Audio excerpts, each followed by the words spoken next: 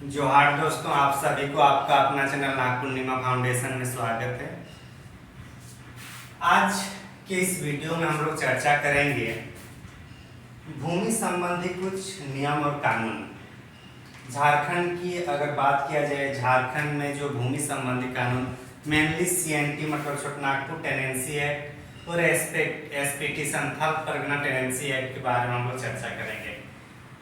उस संदर्भ को चर्चा करने से पहले हम लोग को सबसे पहले उस परिस्थिति, उस पृष्ठभूमि के बारे में चर्चा करना हम लोग के लिए जरूरी है कि आखिर जो विद्रोह हुआ था, जो विद्रोह हो रहा था, या उस विद्रोह होने के कारण अगर मूल रूप से देखा जाए तो आखिर उस टाइम के विद्रोह होने का कारण क्या था। चाहे चेरो विद्रोह हो, मुंडा विद्रोह हो, तमाड़ विद्रोह हो या भूमिज विद्रोह, सभी विद्रोह की अगर मेन तत्व जो मुख्य उनका उत्प्रेरक था लड़ाई करने की, विद्रोह करने की, वो यही था कि जो जमीन से संबंधित जो नीति नियम बनाई जा रही थी ब्रिटिश सरकार के द्वारा, यूं कहें कि उस टाइम जमींदारी व्यवस्था या फिर साहूकार या अस्थायी बंदोबस्त आने के टाइम झारखंड की जो जमीन जो थी वो कहीं ना कहीं बाहरी लोगों के हाथ में चला जा रहा था। और इसी क्रम में विद्रोह होने शुरू हो गया, क्योंकि जल जंगल जमीन, यहाँ पर अगर किसी भी तरीके से कोई हस्तक्षेप होता है तो किसी भी समुदाय समाज के द्वारा वो सहनीय नहीं होता है। इसी के नतीजे हुआ कि विद्रोह एक के बाद एक होने लगा। अंततः ब्रिटिश सरकार या ब्रिटिश अधिकारियों को ये समझ में आ गया कि ये लोग की जमीन से जो हम लोग हस्तक्षेप कर रहे हैं कहीं ना कहीं यही उसके विद्रोह करने के कारण है। तो उसी क्रम में जो मिशनरी लोग के जो वहाँ किसी गांव में किसी टोले में जाकर वहाँ पे जो लोग काम कर रहे थे, तो लोग बोला कि जमीन के संबंधित जो भी मतलब हो रहा है, जो भी हस्तक्षेप हो रहा है उसको कम कर दिया जाए या रोक दिया जाए। तो उसके बाद फिर विद्रोह यहाँ ना के बराबर देखने को मिला। और हुआ वही भी, जैसे सीएनटी एक्ट आता है 1908 और उसके बाद विद्रोह कहाँ बहुत कम देखने को मिलता है। 1908 के बाद अगर विद्रोह देखे तो डायरेक्ट हम लोग 1914 के आसपास देखने को मिलता है विद्रोह। और अभी विद्रोह इसलिए हुआ क्योंकि मतलब राष्ट्रीय स्तर पर असहयोग आंदोलन चल रहा था या फिर हमरोल लीग चल रहा था, तो ये सब के कारण वो विद्रोह को देखने को मिला। लेकिन वो राष्ट्रीय संदर्भ में एक्चुअली विद्रोह जो देखने को हम लोग को मिला है 1908 के पहले से देखने को मिला।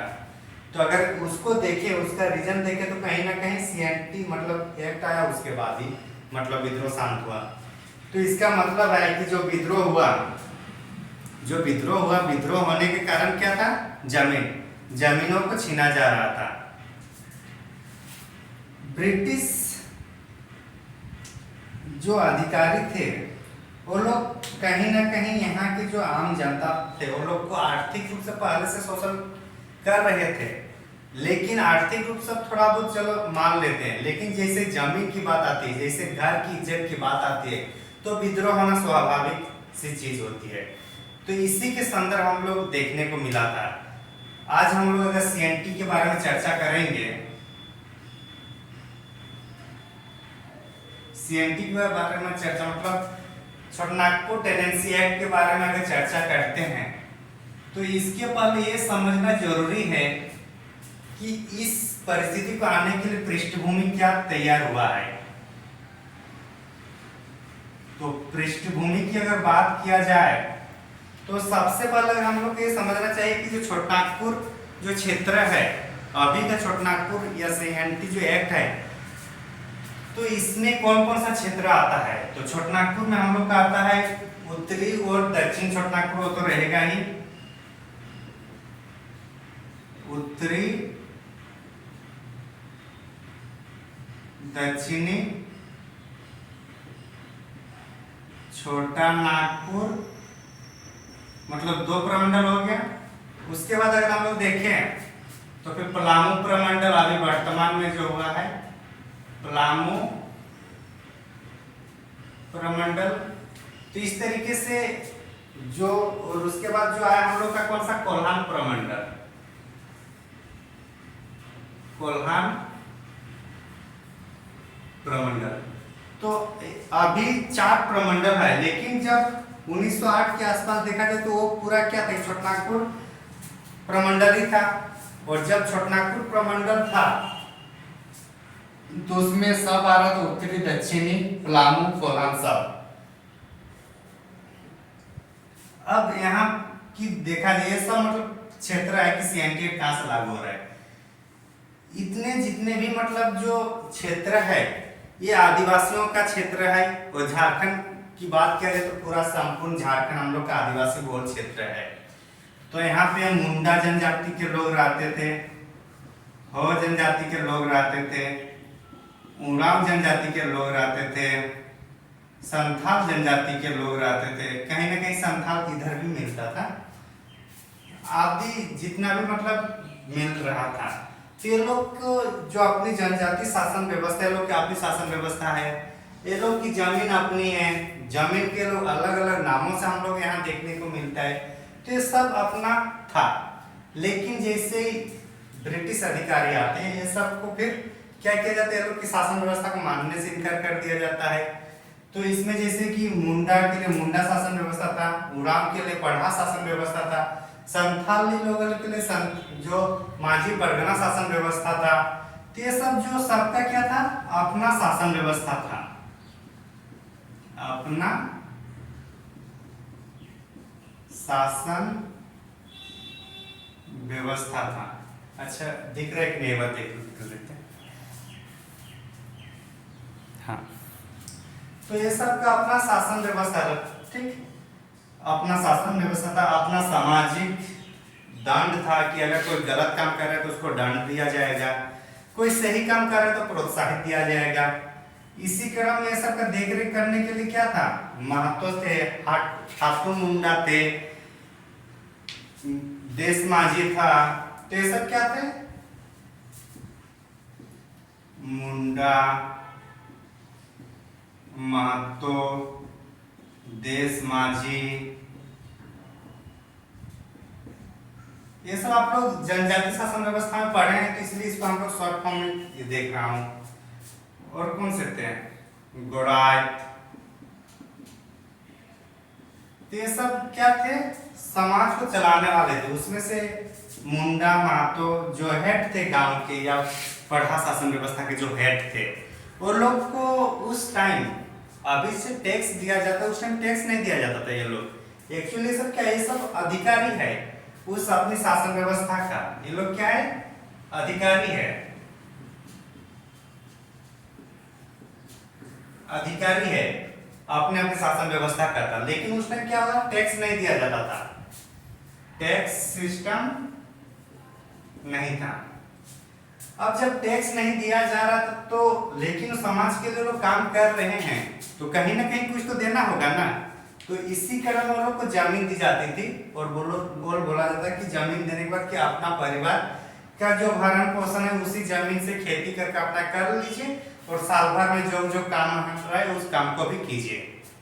तो ये लोग को काम मिलता है देश के, मतलब लोग अपना जो हेड होता है उसके अनुसार किसका क्या काम रहता है सब वहाँ हम लोग पढ़ चुके हैं जनजाति शासन व्यवस्था में। तो उसी तरीके से जो काम करता है उसका मतलब टैक्स नहीं दिया जाता था, बल्कि क्या दिया जाता था, भूमि दिया जाता था। इसका मतलब है कि वो लोग भूमि में खेती करेंगे और उसके उपार्जन जो होगा उससे फिर अपना परिवार का भरण पोषण करेंगे। तो इतना हम लोग देखे हैं। अब अंग्रेज जैसे आते हैं, अंग्रेजों का जैसे आगमन होता है, हालांकि अगर नागवंश के बारे में थोड़ा देखा जाता है कि नागवंश में थोड़ा टैक्स व्यवस्था को कहीं ना कहीं देखने को मिलता है। टैक्स व्यवस्था यहाँ हम लोग को देखने को मिलता है और कब देखने को मिलता है ये भी आप लोग समझ गए होंगे। जब किसी को पकड़ ले जाता है, पकड़ के 12 साल तक कैद करता जाता है, फिर उसको लगान देना होता है, उसको टैक्स देना होता है, तब जाके आया। लेकिन भूमि के स्वरूप में कोई परिवर्तन नहीं हुआ है। इसका मतलब हम लोग किस शासक की बात कर रहे हैं, दुर्जन साल, लेकिन इनको शाह की उपाधि दी गई थी जहांगीर। तो मतलब ये जहांगीर के टाइम की बात है, जहांगीर के टाइम की बात है कि जहांगीर दुर्जन साल से पैसे लेने की बात करता है, और ये पैसे कहाँ से लेता है? फिर ये जनता से लेता है। ये जनता से पैसा फिर लेता है, फिर इसको देता है। तो यहाँ थोड़ा सा टैक्स सिस्टम हम लोग को देखने को मिलता है, लेकिन भूमि के प्रतिरूप में किसी भी तरीके का, किसी भी प्रकार का कोई परिवर्तन नहीं होता है। तो इतना हम लोग देख लिए। अब हम लोग देखते हैं कि यहाँ थोड़ा बहुत चेंज हुआ था। कहाँ पे? दुर्जन साहब के टाइम। अब अंग्रेज लोग आते हैं, तो अंग्रेज लोग के आने के क्रम से, अंग्रेजों के आगमन के टाइम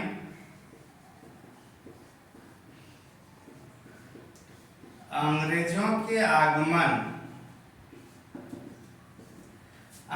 के आगमन के फलस्वरूप क्या हुआ कि वो लोग की अपनी शासन व्यवस्था लाई। जैसे कि थाना बनाया गया, जिला बनाया गया। पहले सब तो नहीं था। थाना, जिला, प्रखंड, ये सब जो भी प्रशासनिक व्यवस्था हम लोग को देखने को मिलती है, वो कहीं ना कहीं किसका? अंग्रेजों का देन है। थाना है, पुलिस आया, अब यहाँ वकील आएगा, न्यायालय। ये सब काम पहले कौन करते थे? अपना शासन व्यवस्था रहता था हर एक जनजाति। जैसे मुंडा मार की शासन व्यवस्था, पढ़ा शासन व्यवस्था, माझी परगना शासन व्यवस्था।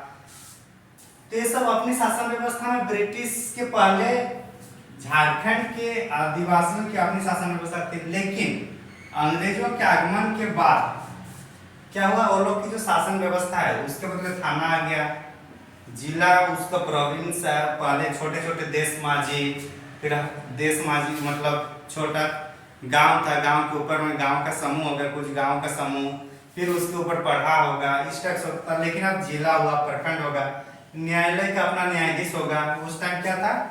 जो पढ़ा राजा जो मेन देगा, जो मतलब पूरे लोग का जो समाज की सबसे ऊंचा वर्ग है, वो जो बोलेगा वही सुप्रीम कोर्ट का निर्णय माना जाता था। अब क्या होगा? न्यायालय आएगा, सुप्रीम कोर्ट यहाँ आएगा। यहाँ सब कागज की बात करेंगे कि आपका अगर जमीन है तो कागज दिखाओ। एक आदिवासी आदमी, एक साधारण आदमी कागज क्या दिखाएगा? उनके पास तो पत्थर गड़ी था कि चलो ये पत्थर यहाँ से है, यहाँ पत्थर है, यहाँ पत्थर है, ये जगह इसका अमुक हमला जो भी है। तो वहां पे कुछ कागज लिखा पढ़ी नहीं था। ये सब पत्थर गाड़ी यही से शुरू होता है। तो इस तरीके से वहां था। तो वहां के लोगों को फिर ये मतलब हुआ कि जो जमीन तो सरकार अपने आप में हड़पना शुरू कर दिया। इसी सिचुएशन में फिर जो इसी सिचुएशन का फायदा कौन ले रहा था?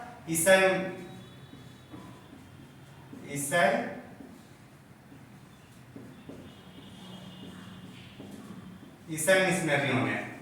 वो लोग क्या किया कि जो मजबूर आदिवासी मूलवासी लोग हैं, वो लोग को कहा कि आप हमारे साथ आइए, आप हमारे धर्म में आइए, हम आपको जमीन लौटाएंगे, हम आपकी अधिकार लौटाएंगे। ये सब कौन कर रहे थे? ईसाई मिशनरी। और इसी क्रम में फिर आदिवासियों या मूलवासियों का फिर धर्म परिवर्तन या धर्म रूपांतरण होता है, धर्मांतरण होता है इसी क्रम में। तो किसी न किसी तरीके से अंग्रेज लोगों के द्वारा या उनके द्वारा चलाए जा रहे संस्कृति के द्वारा आदिवासी समाज के लोगों को कहीं न कहीं उसके संस्कृति पर, समाज पर, उसकी शासन व्यवस्था पर प्रतिकूल प्रभाव देना शुरू कर दिया। और इसी के कारण में फिर आगे चलते फिर मतलब जमीन को भी हड़पना शुरू कर दिए। और इसी के बाद जब बात धर्म की आई, जब संस्कृति की आई, जब समाज की आई, जब जमीन की आई, तो कहीं ना कहीं ये लोग में फिर विद्रोह देखने को मिलता है। और इससे ही अंग्रेजों के आगमन के साथ ही फिर विद्रोह शुरू हो जाता है झारखंड में। तो अगर अंग्रेजों के आगमन की बात किया जाए तो सबसे पहले कब आए ये देखना है, किस सिचुएशन में पहुंचे ये देखना है। तो ये जो सीएनटी एक्ट है या एसपीटी एक्ट है, कोई भी टॉपिक या कोई भी सब्जेक्ट की अपनी एक खासियत है, अपनी एक उसमें सीखने को मौका मिलता है, तभी आपके सिलेबस में डाला गया है।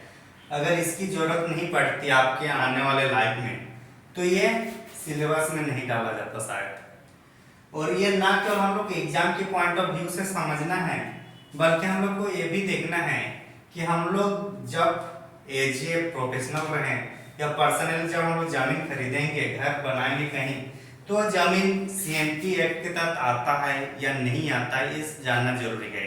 क्योंकि अगर इस मुद्दे में अगर लापरवाही में कहीं अगर जेल हो गया, एफआईआर दर्ज हुआ, तो फिर उसका फिर मतलब छुड़ाना ना के बराबर ही चांस रहता है।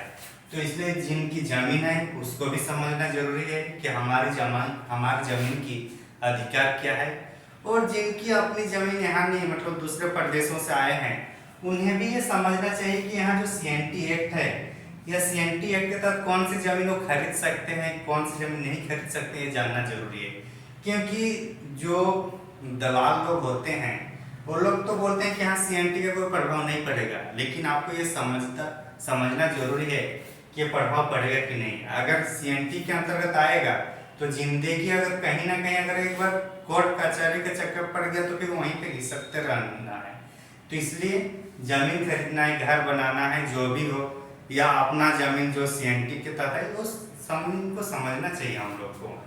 क्योंकि हम लोग पढ़ेंगे तभी समझेंगे, और समझ में आएगा तभी हम लोग सही और गलत का हम लोग डिसीजन ले पाएंगे। और सही और गलत सिर्फ एग्जाम के पॉइंट ऑफ व्यू से ही नहीं, आपके लाइफ में भी काम आएगा। इसलिए सीएनटी एक्ट या एसपीटी एक्ट को अच्छा से समझना चाहिए। बच्चों को ये लगता है कि ये बहुत बड़ा डिफिकल्ट टॉपिक है, लेकिन अगर मेरे को पूरे झारखंड के सिलेबस में अगर कोई भी अगर इजी टॉपिक लगा और काम का टॉपिक लगा तो मेरे लिए सीएनटी और एसपीटी है। क्योंकि कौन सा मंदिर कहाँ है, कौन से शासक क्या क्या, वो उतना मायने नहीं रखेगा आपके फ्यूचर में जितना सीएनटी रखेगा। क्योंकि परिवार जब आप बढ़ाइएगा, जब आप नए कहीं जमीन खरीदना चाहेंगे, कहीं आप कुछ काम करना चाहेंगे, आपके पास जमीन नहीं है, आपके आसपास सब आदिवासी जमीन है, तो आप उस जमीन को किस तरीके से आप उसका प्रयोग कर सकते हैं, ये सब कहाँ है, सीएनटी में। तो इसलिए सीएनटी पढ़ना जरूरी है। तो आज हम लोग अभी क्या पृष्ठभूमि देखें कि सीएनटी पृष्ठभूमि क्या है, आखिर कैसे आया। हम लोग देखें कि अंग्रेजों के आगमन के आने के बाद जो शासन व्यवस्था जनजातियों की थी वो कहीं ना कहीं उस पर प्रतिकूल प्रभाव पड़ा, जिसके कारण विद्रोह हुआ, जैसे कि आप सभी को पता है। अब हम यहाँ देखते हैं कि अंग्रेजों का आगमन आखिर किस तरीके से हुआ, क्या डायरेक्ट आया या इनडायरेक्टली आया। तो अगर हम लोग देखते हैं बक्सर का युद्ध, बक्सर का युद्ध कब हो रहा है, 1764 में कौन सा युद्ध हो रहा है, बक्सर का युद्ध।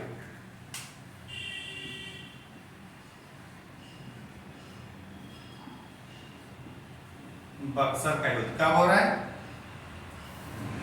1764, जिसमें बक्सर के युद्ध में, ऐसे प्लासी के युद्ध में अंग्रेजों का तो एक तरफा जीत हो चुका था, लेकिन जो प्लासी का युद्ध था ये एक्चुअली वास्तविक रूप से अंग्रेजों की जीत इसमें मानी जाती है। तो इस युद्ध के परिणाम स्वरूप अंग्रेज अधिकारी और ब्रिटिश अधिकारी और मुगल शासक शाह आलम द्वितीय और जो अवध के शासक थे और पश्चिम बंगाल के जो शासक थे, उस टाइम एक ये मतलब संधि होता है, और उस संधि का नाम होता है इलाहाबाद की संधि।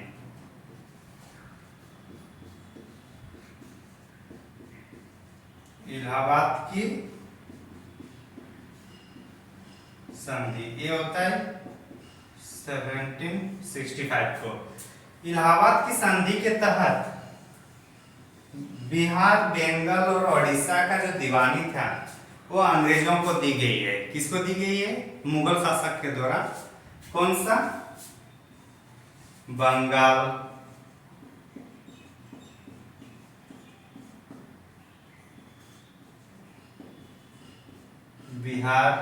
बंगाल, बिहार और ओडिशा, तीनों की दीवानी किसको दी गई है, किसको दिया गया है, अंग्रेजों को।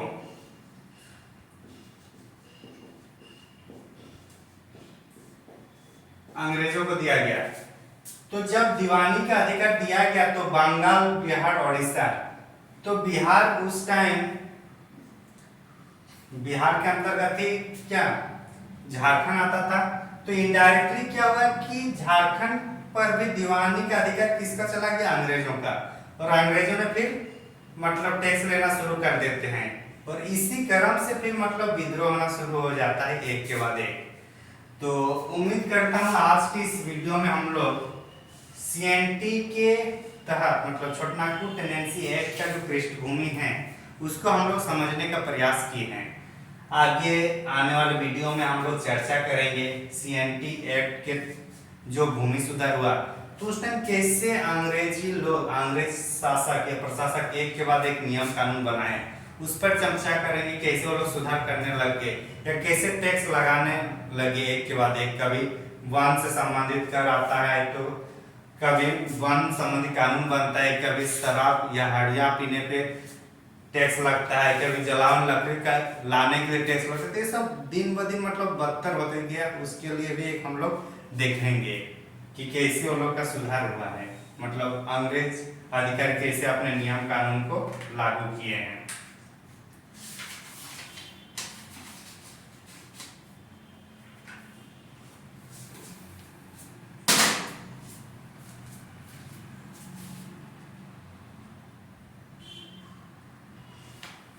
तो आज की इस वीडियो में हम लोग इतना ही रखते हैं। आने वाले वीडियो में हम लोग सीएनटी एक्ट के बारे में और समझेंगे, और धीरे धीरे इसके अंदर सीएनटी एक्ट के तहत क्या क्या प्रावधान है उसको भी चर्चा करेंगे। उम्मीद करता हूँ आज की इस वीडियो में आप लोगों को समझ में आ गया होगा कि आखिर पृष्ठभूमि कैसे बना सीएनटी एक्ट लागू करने का। आने वाले टाइम हम लोग उस पर चर्चा करेंगे क्या प्रावधान है। और अगर आप नए हैं हमारे चैनल में, तो चैनल को जरूर सब्सक्राइब कर दीजिएगा और अपने फ्रेंड्स लोग को भी शेयर कीजिएगा, क्योंकि झारखंड में रहने वाले हर आदमी को जानना जरूरी है, भले झारखंडी हो या ना हो। झारखंडी कहने का मतलब है कि उनका जमीन यहाँ का अपना पुश्तैनी जमीन है या नहीं है, या अगर बाहर के कोई आदमी है वो भी झारखंड में रह रहे हैं, तो उनको भी जानना जरूरी है कि उनको जमीन कहाँ उनको मिल सकता है, कौन सी जमीन वो खरीद सकते हैं, कौन सी जमीन को खरीद नहीं सकते हैं। क्योंकि ये न केवल परीक्षा का मामला है बल्कि ये जिंदगी का भी सवाल है। तो इसलिए उम्मीद करता हूँ आप लोग इस जो सीएनटी एसपीटी का जो कड़ी होगा भूमि सुधार कानून, उसका आप लोग जरूर पसंद करेंगे, ऐसा उम्मीद है। थैंक यू फॉर वॉचिंग, धन्यवाद।